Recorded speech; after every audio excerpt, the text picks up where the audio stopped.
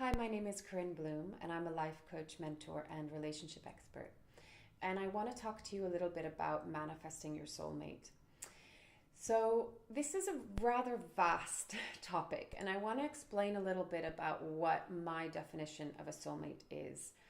Because I think a lot of what can happen is people come in and there's a huge expectation around meeting the one, the perfect person that is going to fulfill us and make us whole and make our happily ever after happen. And my perspective is that before we can truly attract someone that is going to be in alignment with what we really want to have in a relationship, not the repeating pattern that is not serving us and that is leaving us feeling very unhappy and unfulfilled, we have to do our own personal work. We have to come back home towards ourselves and really embody our authentic selves. Because then from that point, when we're really being who we are, not who we think we should be, or we're not coming out of a belief that feels like we're not good enough, because if we're in that state, that's what we're going to see and that's what we're going to attract. We're going to attract relationships that make us feel like, see, look, I'm not good enough, or see, I'm always abandoned and people reject me. And we create this vicious cycle that's based on what we believe about ourselves, because what we believe is what we see. We often say, oh, I'll believe it when I see it. And I think, no, actually, we won't see it until we actually believe it. If I believe that I'm worthy enough, I will see and attract a relationship that is in alignment with my worth. So that's one point that's really important. Once we have come home to ourselves and we are living within our authentic self, and by that I don't mean that we are perfect and that we are enlightened. I mean that we are resting within ourselves with complete acceptance and non-judgment of who we are, and we can feel comfortable in our own skin, so to speak. Then we can begin to manifest a partner that is really in alignment, in resonance with who we are. And that's what makes it work, right? Is because we fit more. And opposites still attract, but we're looking at a resonance. We're looking at an energy that matches.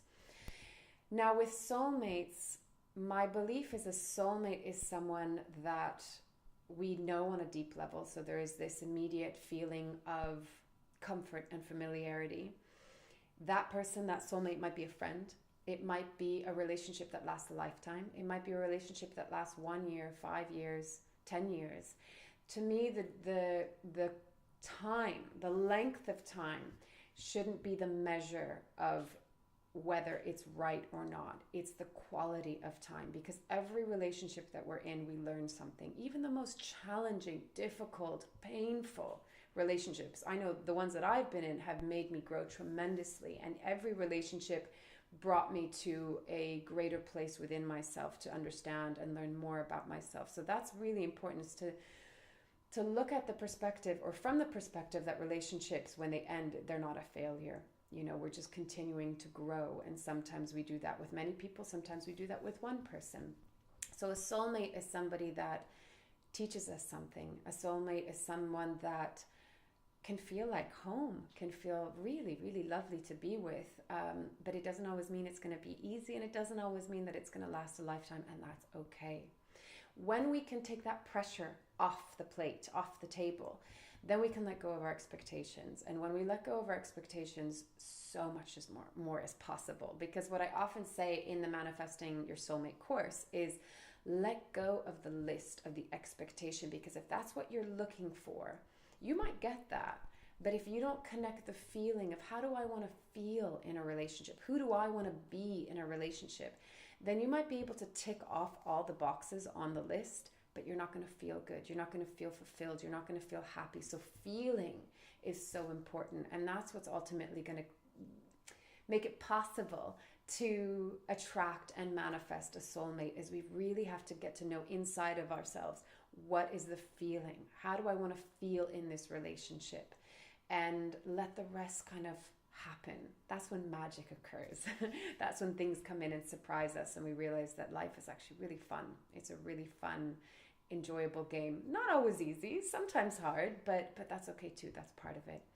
So the Manifesting Your Soulmate process is firstly really making sure that you are who you want to be in the relationship that you want to be in. And then we begin to work on the manifesting part of calling it in and creating space for this person to enter our lives.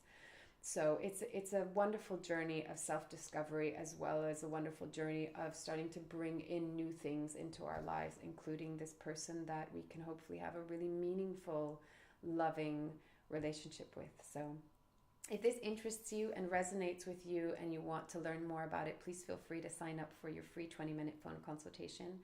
And I'm happy to answer any questions and continue the conversation there. And in the meantime, I wish you well on your journey.